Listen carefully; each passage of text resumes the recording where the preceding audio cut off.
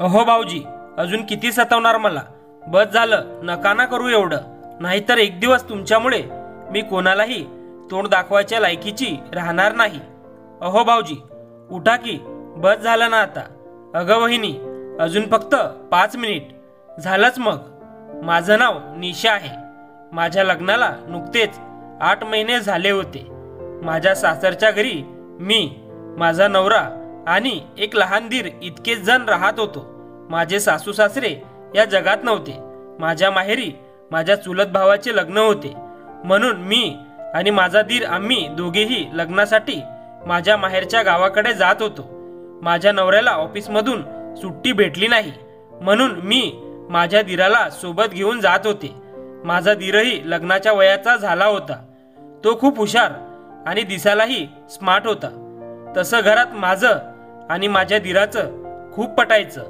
आम्हा दोघांमध्ये खूप थट्टा मस्करी चालायची आणि याच्यामुळेच मला कधीच जाणवले नाही की मी लग्न करून सासरी आलेली आहे. कारण जसं लग्न झालं तसं त्या घरात मला कुणीही कधीच त्रास दिला नाही. आज सायंकाळच्या गाडीने आम्ही नागपूरवरून लग्नासाठी गावाकडे जायला निघालो होतो. माझा दीर माझ्या शेजारीच बसलेला होता. संध्याकाळच्या 7च्या गाडीने आम्ही निघालो होतो.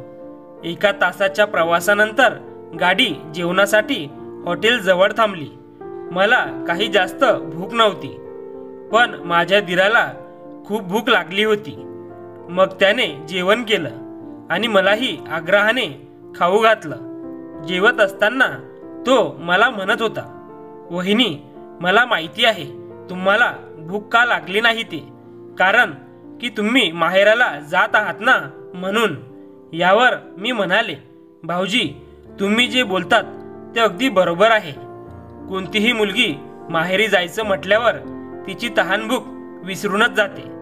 जेव्हा तुमचं लग्न होईल तेव्हा तुम्हाला कळेल की बायको माहेरी जाताना इतकी खुश का असते ते. यावर माझा दीर म्हणाला, अहो वहिनी, माझी बायको काय आणि माझ्या दादाची बायको काय, एकच तर आहे ना. मला तुमच्याकडे पाहूनच कळतं की सर्व. यावर मी म्हणाले, हो का, माझ्याकडून सर्व समजते का तुम्हाला? बरं, चला आता, बस निघायची वेळ झालीये. मग जेवण वगैरे करून आम्ही बसमध्ये बसलो. बस खूप वेगाने धावत होती. बसच्या खिडकीची काच मी उघडीच ठेवली होती. खिडकीतून ती हवा माझ्या तोंडावर येत होती आणि त्या वाऱ्याच्या झुळकेने मला झोप येऊ लागली होती. मी आरामशीर झोपले होते, पण मला झोपेत हे कळलंच नाही की माझं डोकं माझ्या दीराच्या खांद्यावर आहे आणि त्यानेही मला उठवलं नाही. ते तेव्हा जागेच होते असं मला वाटत होतं. वाऱ्याने केस माझ्या तोंडावर येत होते. माझे दीर ते केस त्यांच्या हाताने बाजूला करून माझ्याकडे पाहत आहे असं काहीसं मला फील होत होतं, जसं काय ते माझ्याकडेच बघत आहेत. माझा दीर दिसायला खूप सुंदर होता. मला तो खूप आवडायचा. त्यांचं बोलणं, त्यांचं हसणं मला खूप आवडायचं. तो एखाद्या दिवशी जरी घरी उशिरा आला तर मला करमायचंच नाही. जर कधी तो बाहेरगावी जायचा तर माझं मनच घरात लागत नसे. मला त्याची सवयच झाली होती आणि मलाच नाही तर त्यालाही माझी सवय झाली होती. तो मला नेहमी सांगायचा की वहिनी, तुम्ही कधी तुमच्या आईकडे जासाल तर मलाही सोबत घेऊन चला, कारण तुम्ही गेल्यावर मला अजिबात करमत नाही.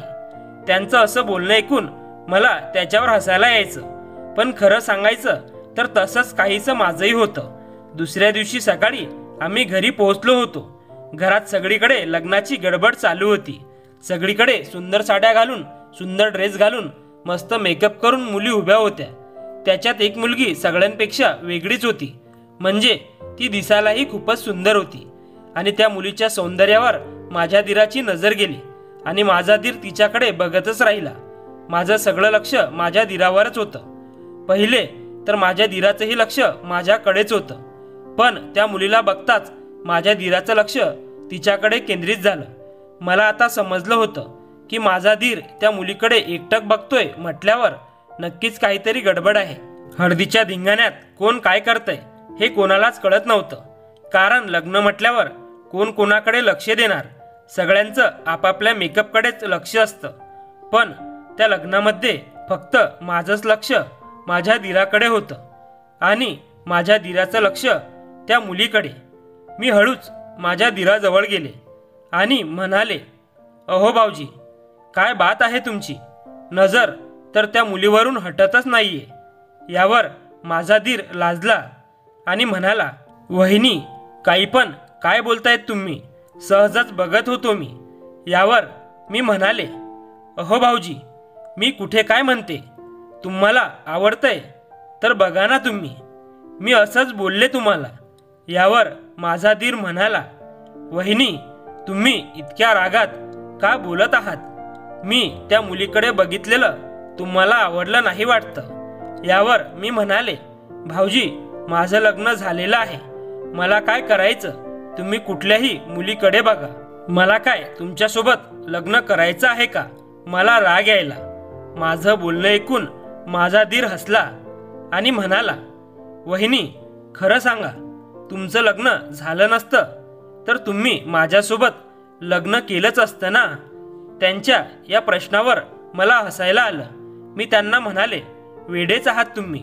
बरं भाऊजी, खरं सांगा, हं, आवडली का मुलगी? यावर माझा दीर म्हणाला, वहिनी, काय पण काय बोलताय?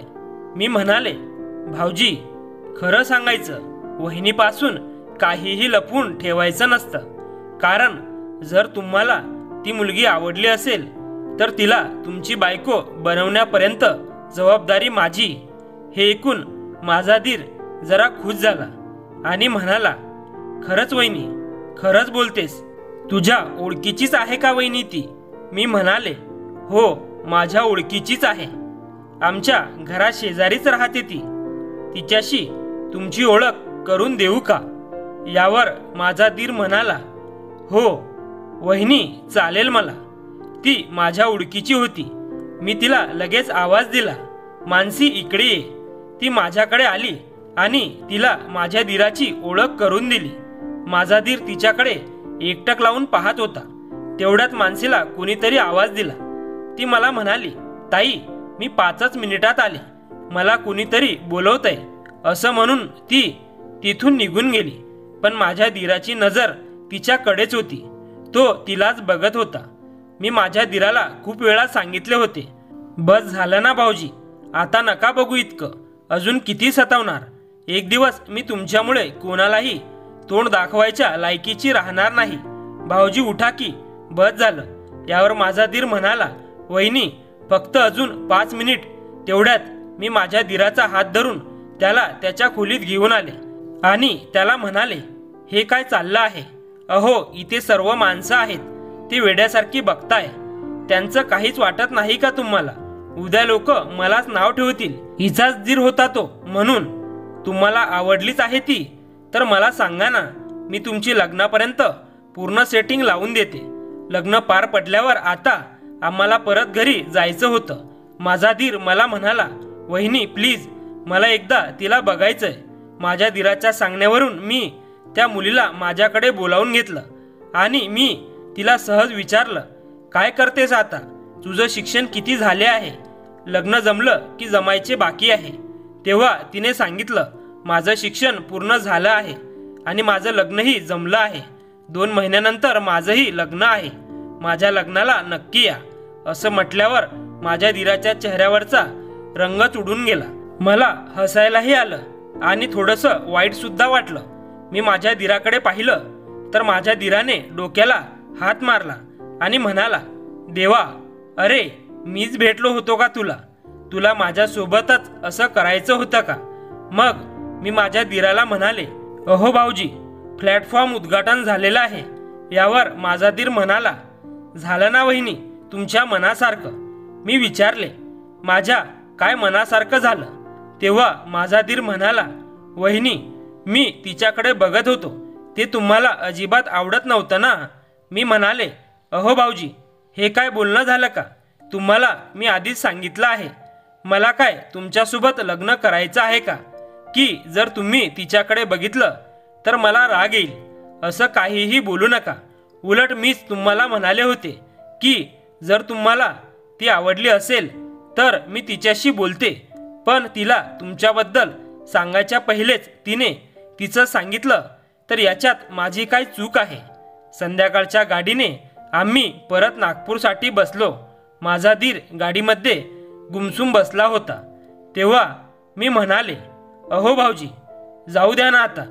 कुठे ना कुठे तुमच्यासाठीही मुलगी असेल, ती पण तुमच्यासारखीच तुमची वाट बघत असेल. नाराज होऊ नका. तर मित्रांनो, एखादी गोष्ट आयुष्यात आपल्याला भेटली नाही तर नाराज होऊ नका. कदाचित ती गोष्ट आपल्यासाठी बनलेलीच नसते. आपले जीवन हे अनमोल आहे. सतत हसत खेळत राहा. धन्यवाद.